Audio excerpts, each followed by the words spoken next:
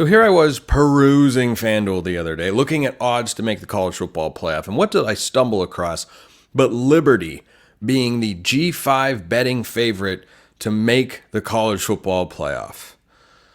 Oh dear. Oh dear. Are we doing this again? We apparently might very well be. So last year, Liberty goes a very impressive 13-0. They win Conference USA. They go to the Fiesta Bowl where Oregon trounces them in a game that Liberty actually led, scoring the first touchdown. They didn't score a single point after that once Oregon woke up and realized, yeah, we're not going to let any of this nonsense happen. And Bo Nix went out a winner in his college career with a dominant victory, and he got a curtain call in the whole 9 yards because the game wasn't even close.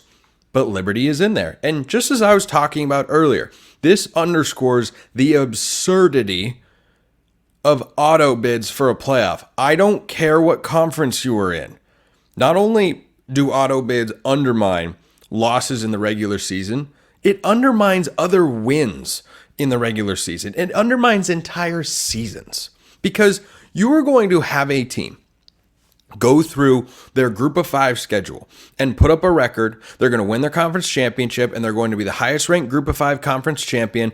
And then they're going to get an auto bid into the playoff over a team in which they are vastly inferior. Let's just take the example we were talking about earlier on this show. Let's say Alabama goes 9-3. Let's say they lose to Georgia, they stumble against Missouri, and they lose to Ole Miss, just as a hypothetical. If they drop those games, or Oklahoma, whoever it wants to be, if they lose those games and they win every other game on their schedule, which would include a win at Wisconsin and against Auburn and a variety of other SEC opponents, is there a team in Conference USA that could go toe-to-toe with 9-3 Alabama? Kalen DeBoer and Jalen Milroe are over here, and anybody else from Conference USA is on the sideline over there. Is that a competitive game? I have news for you. It is not. I can do the transitive property from a year ago if you would like. Liberty got blasted by Oregon, who couldn't get by Washington, who beat Texas, but lost by 21 points to Michigan, who beat Alabama in a close game. So there's your transitive property of no, that team wasn't even close to actually being a contender for a national championship or capable of winning a playoff game against a respectable opponent.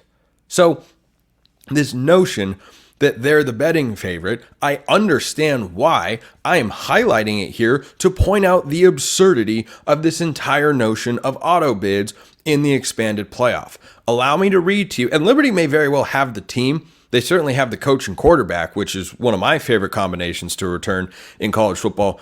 They may very well have the team to put up an impressive record again this year. But need I remind you, they did not lose a single solitary game until they played their first Power 5 opponent. And they don't have a Power 4 opponent on the schedule this year. That's not great. That's not great. Tell me, would you do you believe that a 9-3 Alabama team could go 13-0 against this schedule? I think they could. Campbell, I think their mascot is a camel. New Mexico State on the road, that's their toughest game. I'm not exaggerating. Maybe their second toughest game. They play UTEP, who have a first-year head coach.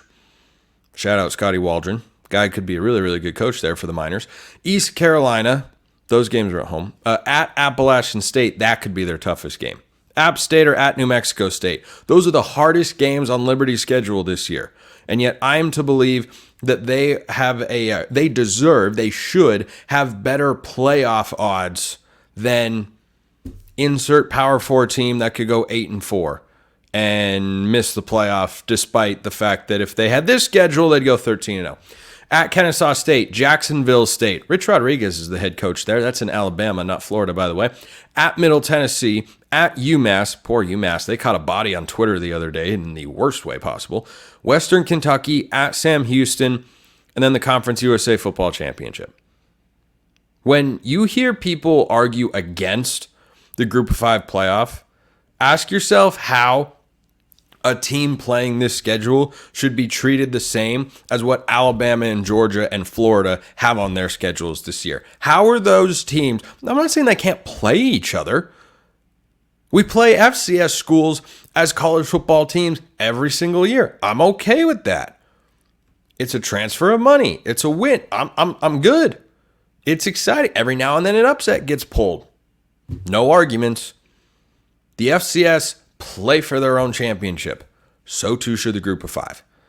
Now, when you look at the caliber of a schedule in the American Athletic Conference or in the Mountain West or in the Sun Belt, yeah, it is certainly a lot closer. It's still not even close to the same. What would Florida's win total be? Think about this. Florida's win total in the SEC, with the hardest schedule in all of college football, is 4.5. What would their win total be if they had this schedule for Liberty? What would it be? 11.5? Most likely. I don't even know who they'd lose to on this schedule. Appalachian State on the road would be the only game I could reasonably see them losing. I think they would win every other game. So this is not a shot at Liberty, by the way. This is a shot at the system that has been created that allows for this ridiculousness to happen. Now, Jamie Chadwell has pulled off a rather impressive feat. He and Jeff Brom, to my knowledge, are the only two coaches in the last 2 years to do something that is seldom seen in any sport anywhere, and that is coach in consecutive conference championship games for different teams in different conferences. Jamie Chadwell was at Coastal Carolina. Last year he was at Liberty. Jeff Brom was at Purdue. Last year at Louisville. Conference title, conference title, conference title, conference title. Playing in the game, didn't always win, does not matter.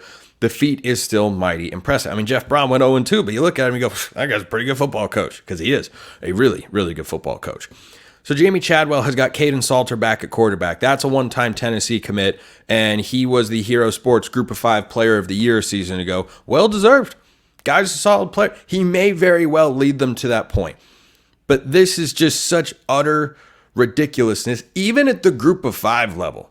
Can you look at Boise State's schedule or Tulane's schedule or Memphis's schedule and put it up against any of these teams? Boise State's got a win total of 8.5. It might have gotten bumped up recently to 9.5. What would Boise State's win total be with this schedule? Probably 10.5 or 11.5. They would be a lock. They would be a lock to win 10 games, at least. I mean, at the very least, they'd probably win 11 or 12. So I find this premise to be ridiculous, that auto bids exist, that we allow them to exist. I think the people that run college football are deranged, but I understand the motivations and how we got to this point. I just don't like the end result, because I find it to be patently absurd that you can have a schedule that gives you the best odds of any Group of 5 team. Let's take out the FBS component. As I was saying, it's disrespectful to the rest of the Group of 5 to say that that team, just because they don't lose any of those games, could get into the playoff. If we'd had the 12-team playoff a year ago, Liberty would have been in. Liberty. I mean, just again, I don't have, this is not a personal beef with Liberty. If you want to be considered a Group of 5 playoff contender, in my view, you need to have, at the very least, have Power 4 teams on your schedule, so we can have an understanding of what kind of performance you can put forward. Oregon wasn't good enough to make the playoff last year and blasted Liberty into oblivion. I want to avoid that, because if we're going to have all these playoff games, I want them to be fun and competitive and relevant, not absolute trouncing of rosters that have no business being on the same field or pretending to be in the same class as teams with which they do not belong.